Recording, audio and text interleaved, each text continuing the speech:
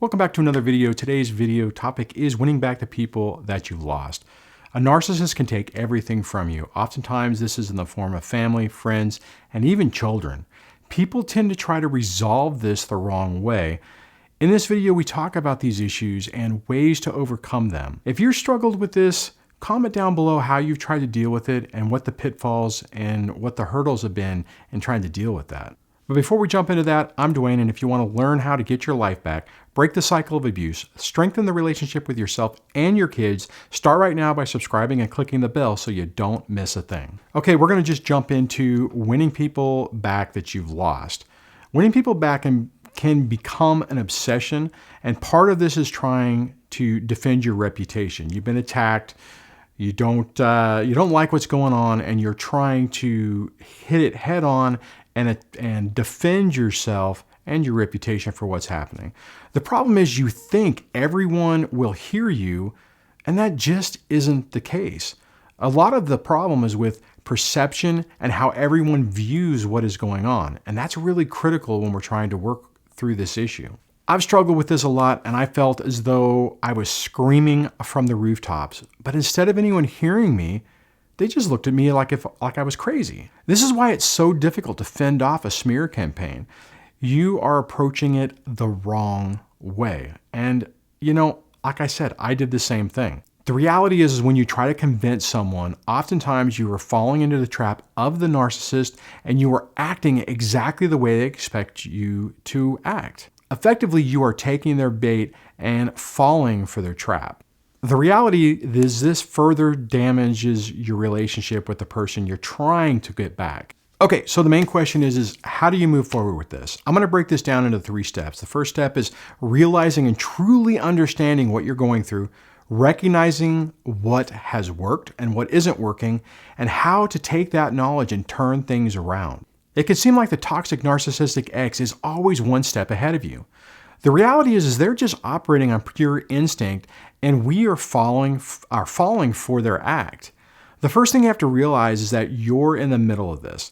This is pretty easy because most of you, if this story resonates with you, you're already feeling the pain from all of this. The next part of this is recognizing what isn't working for you. This is tough because it is going to be unnatural to start doing things differently and start to do some of the things I'm going to suggest later in this video. You have to ask yourself, is what are you doing right now working? If the answer is no, then you have to try something different. This is especially important with relationships that are falling apart.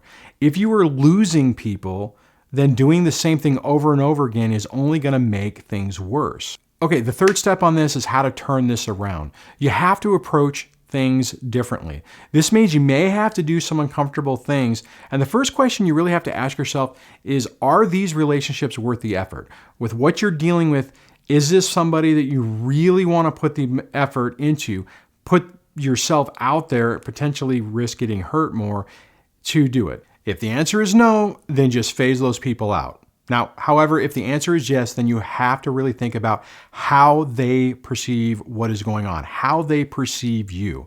This is critical because if you do not do this step, you will never start to create a bridge to try to repair and mend that relationship. You have to open yourself up and really listen to why they believe the narcissist and why they believe the things that they're believing. You have to lower your defenses and let them basically attack you with that information. I've used this technique in my professional environment, my professional career, and with my own children to basically undo whatever the narcissistic, toxic person is trying to do. Like I said, this works with both your family and it works with professional business relationships as well. So when you do this, when you listen to what's going on, you can really learn how you've been played. The key is not to defend yourself because it comes across as making excuses. In a professional environment, you can, when you have that aha moment, point that out to try to use what they're saying to illustrate your own point. Not so much to make excuses, but just to demonstrate the fallacy in what they're thinking. But if you're doing this with children or a relationship that is seriously important to you, you have to take it slow. Acknowledge how they feel and make sure they feel heard. Then you can ask the question, how do we move forward from here? Basically put it back in their court to try to have them give you advice or what they need to feel good moving forward. Most of the time, they will want a resolution because they want the relationship as much as you do. I had this exact scenario with my own father, but all of our conversations came across as though he was defending himself or making excuses, and he was, but it didn't build the bridge. It kept that confrontational environment going, and it didn't mend the relationship enough for us to start making steps in a positive direction. Now, I will say as a caveat, since then, back then, I have been able to repair or work on my relationship with my dad and make a lot of serious strides there. But unfortunately, a lot of the damage and the time has already been lost. So, had he tried this approach that I'm going to go into in a moment, I think it really would have worked with me as an alienated child to be able to hear him and to be able to basically work with him to fix our relationship. And this is when you can really start to turn that corner. There's a risk that a child could say that they don't want to see you or something like that, but most of the time this won't be the case. Use this to start building communication. Make sure you keep the conversation focused on them and what they are doing.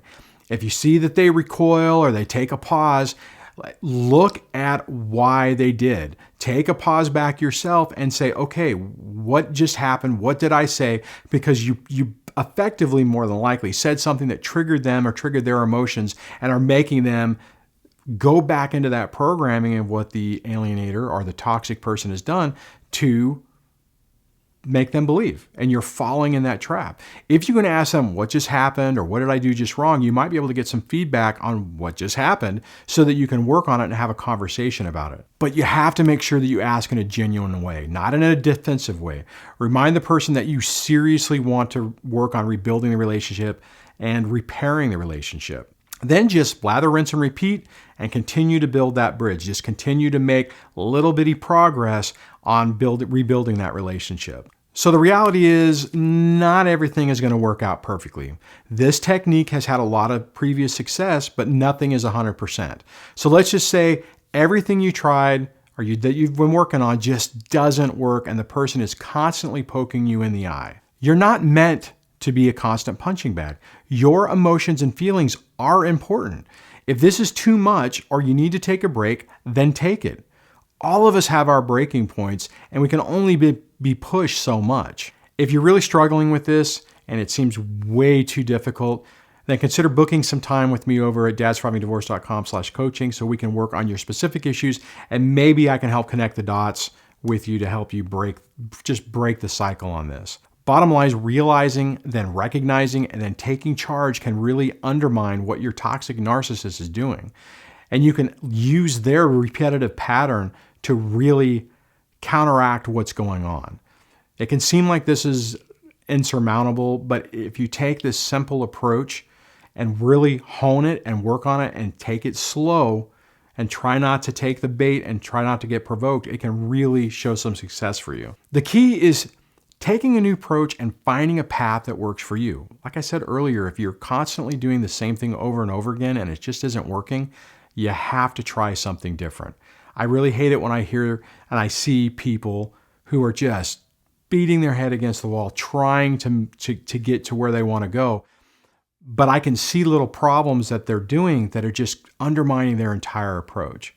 And that's really the key. If it's not working, take a pause and really think about what you can try differently to make this work for you.